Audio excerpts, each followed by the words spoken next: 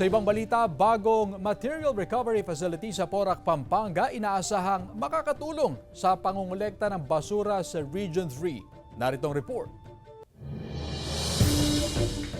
Itinaon sa World Environment Day ang pagbubukas ng bagong Material Recovery Facility o MRF sa Porac, Pampanga. Mismong si DENR Secretary Maria Antonia Yulo Loizaga at iba pang opisyal ang nanguna sa pagbubukas ng pasilidad.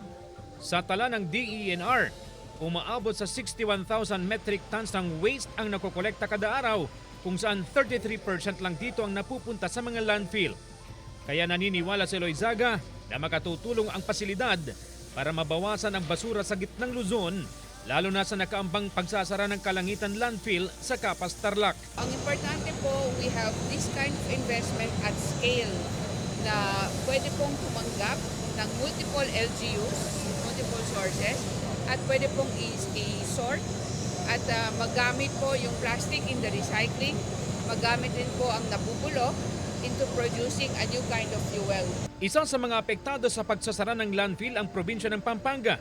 Siniguro naman ng LGU ng Pampanga na may mga alternatibong lugar naman na pwedeng paglagyan ng basura ang lalawigan. Ang nasabing large-scale automated MRF facility ay kayang magproseso ng hanggang 5,000 na tonelada ng basura, katumbas ng 500 trucks ng basura kada araw. Kaya nitong i-treat ang nasa 80 to 90% ng basura at i-convert ng sustainable fuel.